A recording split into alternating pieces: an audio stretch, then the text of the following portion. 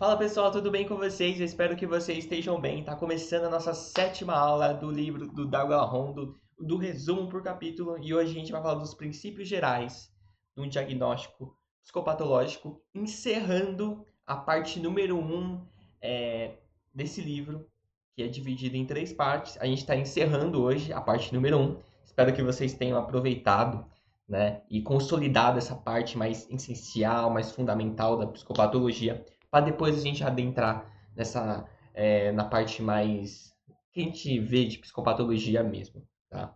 E uma curiosidade aí, essa aula é a segunda vez que eu tô gravando, porque na primeira vez eu tinha gravado e o áudio ficou extremamente ruim. Nesse aqui eu fiz algumas alterações, então vocês vão ver um pouco a diferença na qualidade do áudio. E eu espero que tenha dado certo, porque é a segunda vez que eu tô gravando esse vídeo. Então, imagine você gravar um vídeo de 37 minutos e ter que apagar ele porque o áudio ficou ruim e ter que regravar de novo. Essa é a situação que eu me encontro nesse momento. Bom, vamos lá então. Gente, nessa aula a gente dividiu em 6... Não, tô maluco. Em 5 tópicos. E então, bora lá, porque tá bem legal, de verdade. Acho que tem uns tópicos assim muito interessantes abordados nesse capítulo. E bora lá então. Bom, vamos começar. O valor e limites do diagnóstico na saúde mental. Existem, né, dois posicionamentos mais preponderantes que o autor destaca sobre essa ideia dos valores e do limite. Isso revela algumas coisas bem interessantes, vocês já vão ver.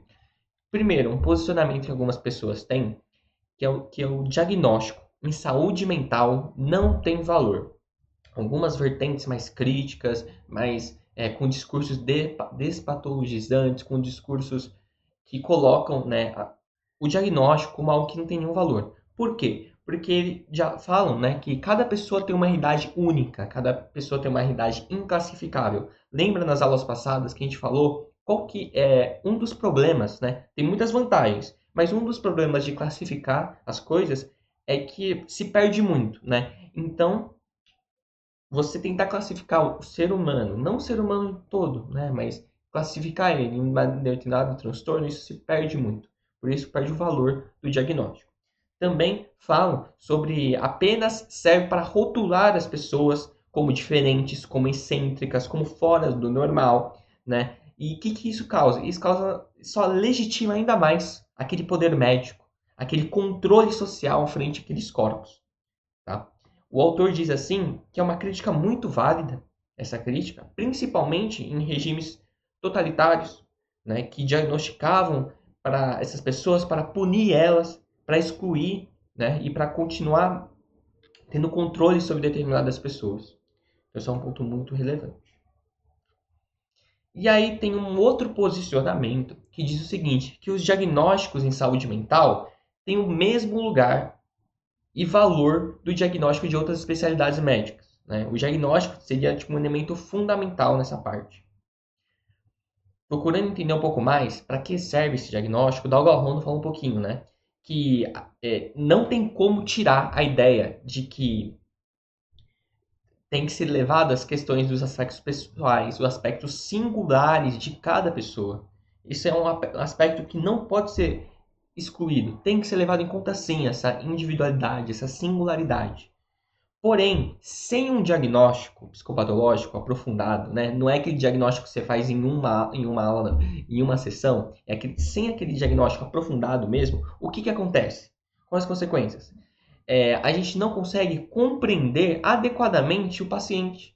Porque a partir do momento que eu sei o diagnóstico dele, eu sei algumas características que provavelmente ele vai ter. Então eu consigo entender melhor, eu preciso compreender melhor o transtorno da pessoa, né? E o seu sofrimento.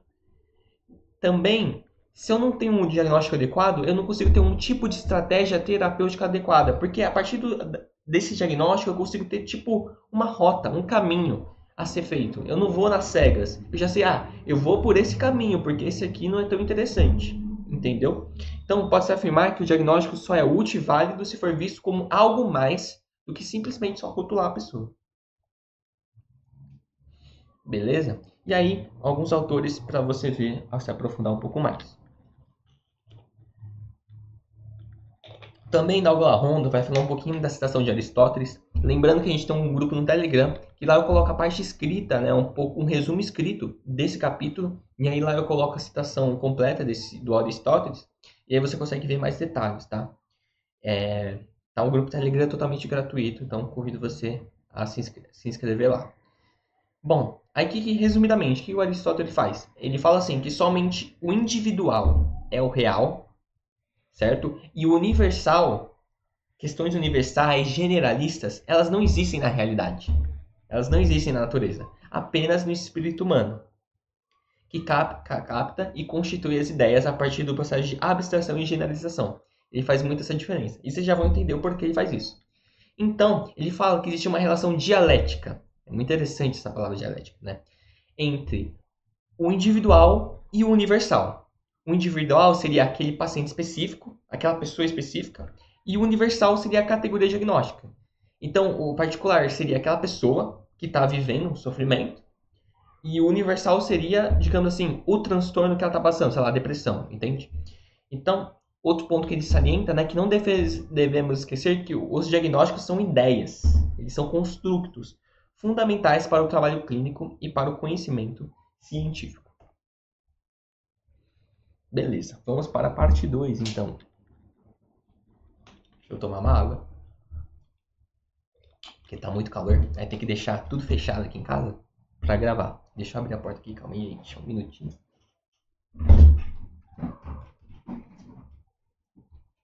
Pronto, voltei rapidão. Vamos agora para a classificação dos fenômenos. Beleza.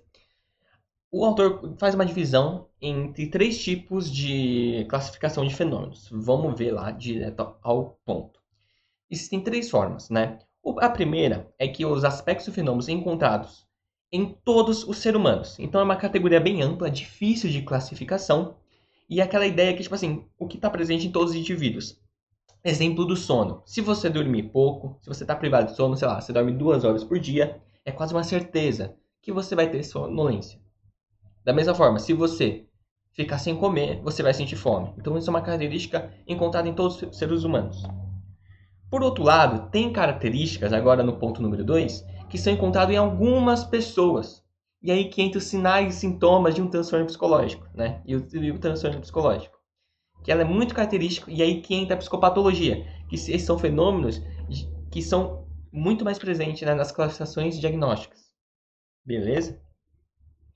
E aí também tem o 3, que ele é o outro oposto, né? Que são aspectos e fenômenos encontrados em apenas uma pessoa no mundo, tá? Em um ser humano em particular. Essas são classificações muito restritas, muito difíceis de classificação, porque, né, se você for ver, existem milhões de pessoas no mundo, milhões. E aí esses são aspectos de maior interesse de antropólogos, questões mais existenciais e estéticas. Tudo bem? E vamos para outra parte. Para que serve, gente, um diagnóstico psiquiátrico? Isso achei um ponto bem relevante, a gente tem que ter muito isso em vista. Bom, a legitimidade de diagnóstico psiquiátrico sustenta-se na perspectiva de aprofundar o conhecimento, tá? Tanto individual, em particular, das entidades nosológicas utilizadas. E esse diagnóstico psiquiátrico, a gente tem que entender que ele permite o avanço da ciência. Então, a partir do momento que eu tenho uma certa padronização, um certo método ao fazer esse diagnóstico, eu consigo estudar um paciente específico e conseguir utilizar o conhecimento que já foi feito com outros pacientes. E assim, né, como existe uma certa padronização, eu consigo criar teorias, concepções a partir disso, paradigmas, para assim avançar como uma ciência, avançar os estudos, a parte mais teórica e também a aplicação na prática. Também tem uma coisa muito interessante, que é a antevisão de um prognóstico. Antevisão é uma visão antecipada. É muito interessante porque às vezes as pessoas são muito boas em explicar determinados fenômenos que já aconteceram. Então, aconteceu tal coisa, a pessoa, explique isso psicologicamente. Aí a pessoa faz toda uma teoria. É interessante, mas mais interessante mesmo é prever. É prever que tal coisa vai acontecer, prever que tal curso da doença, prever a evolução e as prováveis consequências dessa doença. Isso que é a antevisão de um prognóstico. E assim, com essa antevisão, você estabelece ações terapêuticas preventivas mais eficazes. Olha só como isso é importante para o sujeito, para a pessoa, para a sociedade. você conseguir ter ações preventivas. Então, você promover políticas públicas que, sei lá, diminuem os índices de depressão numa escola, como isso é importante. E como isso é possível a partir do momento que existe um conhecimento aprofundado, de conhecimento científico, tá? Muito importante. Outro ponto também para que serve um diagnóstico psiquiátrico, ele vai ajudar muito na comunicação. Se todo mundo fala a mesma língua, se todo mundo define que depressão é tal coisa, TDAH é tal coisa, autismo é tal coisa, existe uma comunicação melhor, porque está todo mundo falando a mesma língua. Então, uniformizar isso, por mais que vai perder um pouquinho de algumas coisas, nada é perfeito, mas ele é muito importante para melhorar a comunicação. Uma comunicação mais precisa, mais eficaz, né? Sem, aí complementa o autor, né? Sem ele, haveria uma descrição de aspectos unicamente individuais, que embora do interesse humano, ainda são insuficientes no campo da ciência, sabe? E aí temos alguns autores, quem quiser se aprofundar nisso. Agora vamos para aspectos particulares do processo do diagnóstico na saúde mental. Essa aqui é a parte mais longa da aula, que são 6 pontos, muito interessantes. Deixa eu tomar uma água.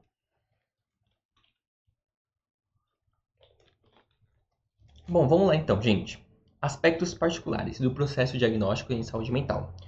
O diagnóstico de transtorno psiquiátrico é quase sempre baseado em dados clínicos, ok? O que seriam esses dados clínicos? São dosagens laboratoriais, são exames também, como de neuroimagem estrutural, tipo a tomografia, ressonância magnética, neuroimagem funcional, tipo tomografia computadorizada por emissão de fótons únicos, né? Os PETs, o eletroencefalograma também. É muito interessante, gente, que principalmente quem é da área da neuropsicologia tem muito contato com isso. E, gente, antes para estudar um cérebro, né, estudar o que está acontecendo aqui na nossa cabeça, tinha que abrir, né? Tinha que fazer exames, tinha que fazer incisões, tinha que esperar às vezes a pessoa falecer para ver o que está acontecendo aqui dentro. E hoje em dia, você não precisa abrir, você não precisa fazer mais nada, você só precisa entrar fazer esses exames que revelam muitas coisas, né? Revelam tanto a forma estrutural como a forma funcional, e isso é incrível. E os avanços na neurociências, na neuropsicologia são muito grandes graças a esse tipo de exame, né? Esses dados clínicos muito relevantes. Eu simplesmente acho incrível, tipo, como você consegue, né, ver ali impulsos e a parte eletromagnética e tal. É bizarro, é bizarro. Bom, outros pontos também desses dados clínicos são os testes psicológicos e neuropsicológicos. Ele consegue fazer o diagnóstico diferencial, consegue diferenciar entre um transtorno primário, sei lá, depressão, por exemplo, diferenciar esse transtorno primário de uma doença neurológica, tipo um tumor. Eu sei que aquilo é uma depressão, mas não é um tumor. Ou de algo sistêmico, tipo hipotiroidismo. Então imagine uma pessoa na terapia que não consegue progredir, porque na verdade a pessoa não tem depressão. Ela tem, sei lá, um hipotiroidismo. Aí ela tem sintomas de cansaço, tem sintomas de que só querer ficar na cama. Porque na realidade não é um transtorno psicológico, é algo sistêmico. É um hipotiroidismo, entende? É algo somático. Ou não, a pessoa não tem depressão, a pessoa tem um tumor realmente, sabe? Então, os testes psicológicos, neuropsicológicos, eles vão auxiliar nesse diagnóstico diferencial, em saber se é um transtorno, se é uma doença neurológica ou se é algo sistêmico, entendeu? Muito importante. Outro ponto também, que é essencial no diagnóstico psicopatológico, é fundamental não esquecer desses dois fatores, que é a histórica clínica bem colhida e o exame de estado mental minucioso. Sem esses dois, irmão, não vai dar certo, entendeu? Tem que ter esses dois muito bem feitos e ambos interpretados com uma certa habilidade. Esse é um fundamental. Beleza. Vamos para o ponto número 2. O diagnóstico psicopatológico não é baseado em mecanismos etiológicos supostos pelo avaliador, né? Com exceção em casos psicorgânicos, tipo delírio ou demência, síndromes focais, né? Então, olha só que interessante. Baseia-se principalmente no perfil de sinais e sintomas apresentados pelo paciente na história do transtorno, desde que surgiu até o momento atual. Então, todo esse processo, ok? Vamos entender um pouco melhor. Então, ele dá um exemplo muito interessante. Ao ouvir um paciente ou familiar em uma história de vida completa de sofrimentos, ocorrido pouco antes de eclodir os sintomas, então assim, a pessoa tem todo um histórico de sofrimento, emocionalmente doloroso ocorrido antes de eclodir os sintomas daquele transtorno. A tendência normal é o quê? Estabelecer um diagnóstico de um transtorno, né, como histeria, depressão reativa, sei lá o quê.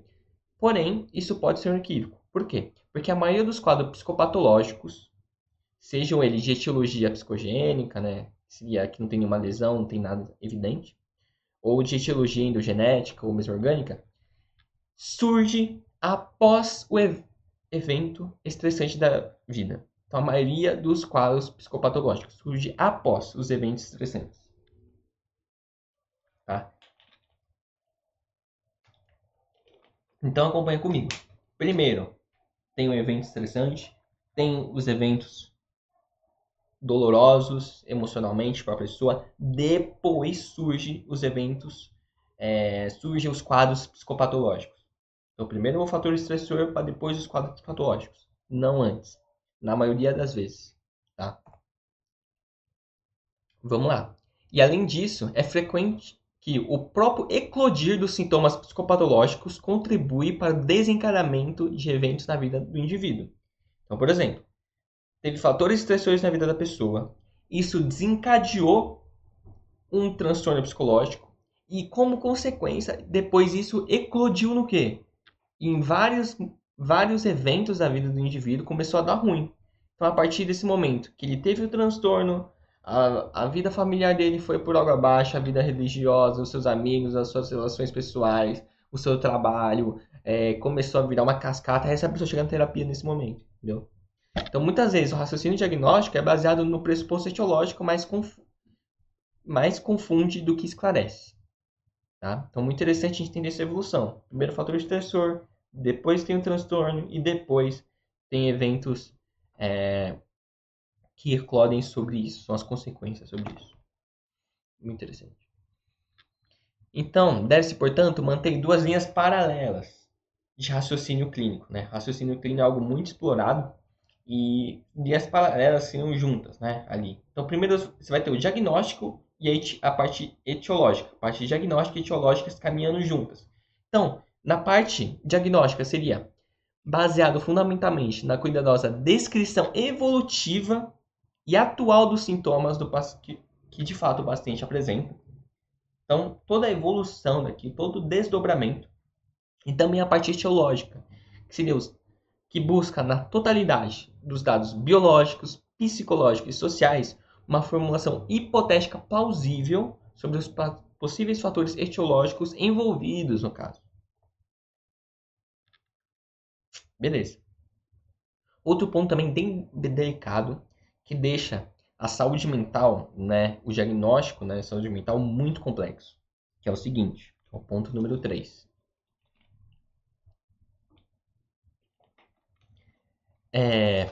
Em geral, não existem sinais e sintomas psicopatológicos específicos de um determinado transtorno. E isso é algo bem complexo. Por quê? Porque, infelizmente, não existe, né, esse autor diz, um domínio dos distúrbios psíquicos, um único sintoma que seja totalmente característico. Então, não tem como você simplesmente falar assim, você está desatento, você tem TDAH. Não é tão fácil assim. Não é tão direto, não é tão mecânico, assim. É isso, é isso. Não existe um único fator, entende? E aí, o que acontece? E também, isso nunca é produzido de forma idêntica. Então, a desatenção de uma pessoa do TDAH não necessariamente é universal e todo mundo fica assim, sabe? Da mesma forma. A depressão não tem como dizer de forma única que a tristeza da depressão é dessa forma, entende? Porque muitas vezes o sujeito, ele interpreta isso, ele vivencia esse fenômeno de forma diferente. Isso que deixa o complexo da coisa.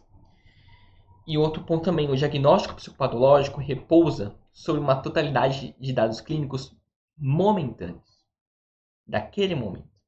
E também evolutivos, de toda a história do sintoma, de toda a história, a evolução do transtorno naquela pessoa. E aí você tem que ter, né, a totalidade clínica que detecta, avalia e interpreta a partir de duas coisas. Com conhecimento teórico, né, com aquele conhecimento científico, e também com aquela habilidade clínica, aquela habilidade intuitiva. Então você tem que ali administrar esses dois, o teórico e científico e a parte clínica e intuitiva, para conduzir esse diagnóstico, que seria esse estado da arte, né? Que você consiga fazer tudo isso aqui. Outro ponto também, o diagnóstico psicopatológico apenas possível em inúmeros casos, apenas possível com observação do curso do transtorno. Então, assim, o que quer dizer isso? O padrão evolutivo de determinado quadro clínico obriga, né, o psi a repensar e refazer continuamente o seu diagnóstico. Então, não é algo que eu vejo, eu identifico, eu faço toda uma coleta na primeira sessão e acabou. É isso mesmo, já identifiquei, tchau. Não é bem assim. Você precisa repensar, você precisa refazer continuamente, né? E assim, uma das funções de diagnóstico em medicina, é prever e prognosticar a evolução do desfecho da doença, né? Prognóstico seria como se vai desenvolver no futuro, né? E o diagnóstico deveria o quê? Indicar o prognóstico. Então, o diagnóstico indica mais ou menos como vai ser o resultado, como vai ser o desenvolvimento no futuro. Beleza. Porém, estou falando isso na medicina. Já na parte, na nossa aqui, né, na psicopatologia, isso se inverte um pouco. Então, não é comum que o prognóstico, que envolva, que é a evolução do caso, obrigue o clínico a reformular constantemente o seu diagnóstico inicial. Então, ele vai reformulando, então a dinâmica é um pouco mais diferente.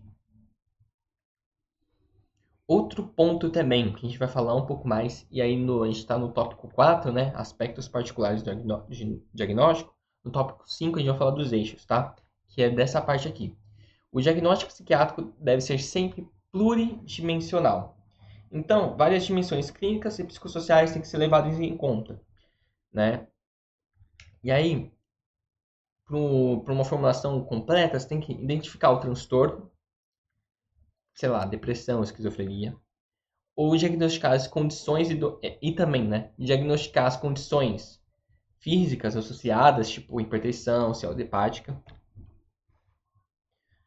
como também avaliar, não pode se esquecer, a personalidade da pessoa, o nível intelectual da pessoa, aí os testes psicológicos muito importantes nessa área, a rede de apoio social também, para fazer um diagnóstico mais completo, também os fatores ambientais protetores e também fatores ambientais desencadeantes nesse processo. É fundamental.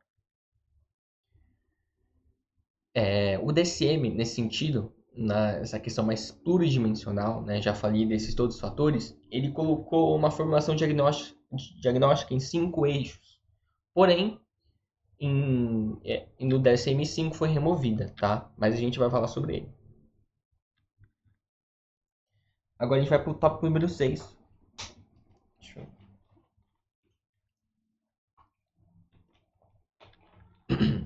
que vai falar de alguns fatores muito fundamentais, tá?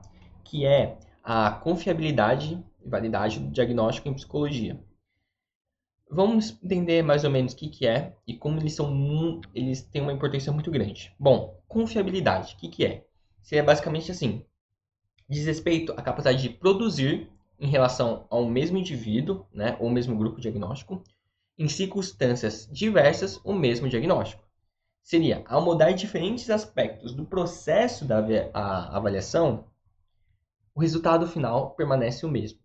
Então, essa seria a confiabilidade, que ela é muito importante, tá? No diagnóstico. Outro ponto também no diagnóstico é que precisa ter a reprodutividade. Então, assim, quando é feita por examinadores distintos, em diferentes momentos, e tem um resultado consistente, e tem o mesmo diagnóstico, né? Então, sei lá, passa um paciente com diferentes psicólogos em diferentes momentos, tem o mesmo diagnóstico, a gente percebe uma certa reprodutibilidade. Outro ponto também, a validade, né? Que seria a capacidade de reconhecer o diagnóstico, identificar ou medir aquilo que realmente se propõe, tá? Que é diferente, né, desse aqui que a gente confiabilidade, da reprodutibilidade. Tá?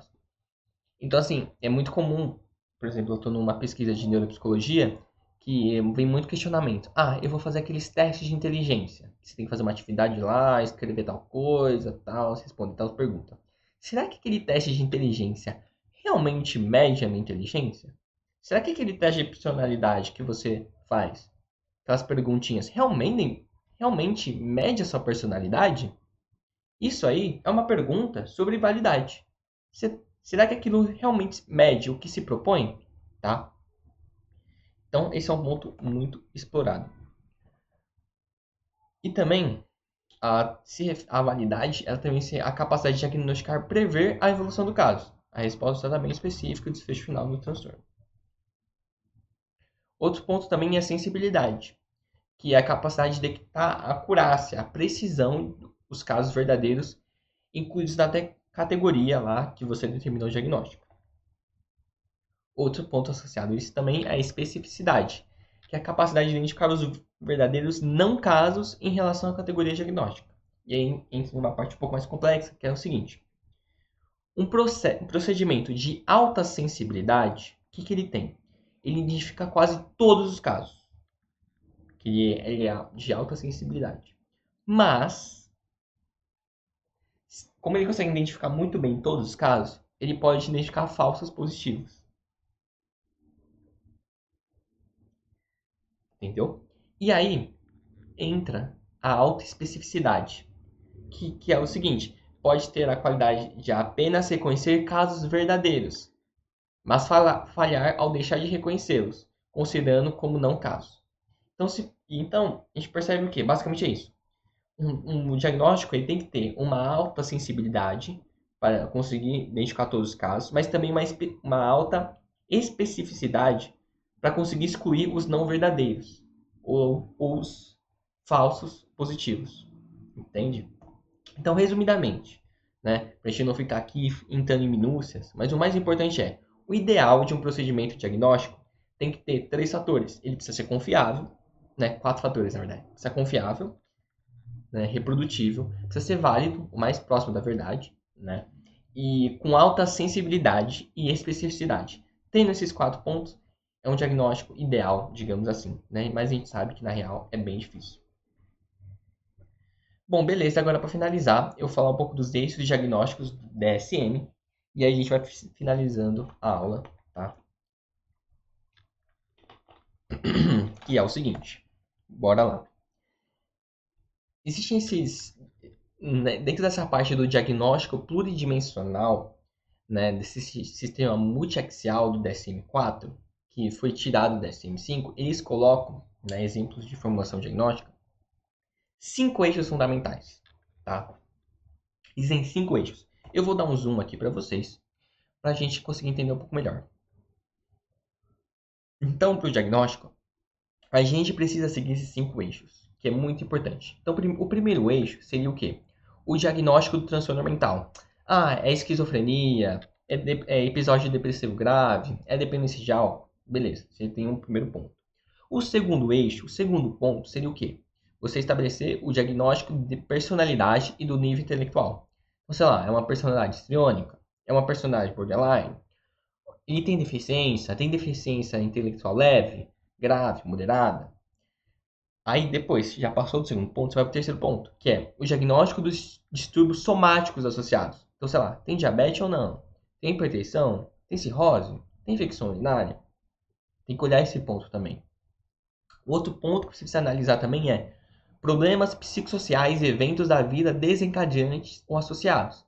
Então, a pessoa passou por alguma morte familiar, passou por alguma separação, uma falta de apoio social, se ela vive sozinha, se ela já foi presa, sabe? Se ela se expôs a algum desastre, né? Outro ponto também, avaliação global do nível de funcionamento psicossocial. Então, assim, a pessoa tem higiene, ela sabe lidar com dinheiro, então é um termo bem amplo, né? Ela tem um bom funcionamento familiar, como é o funcionamento no emprego dela, sabe? Ela tem dependência de familiares, de serviços sociais, como é que é essa parte mais psicossocial da pessoa. Beleza. Aí o autor, ele tem esses 5 eixos, certo?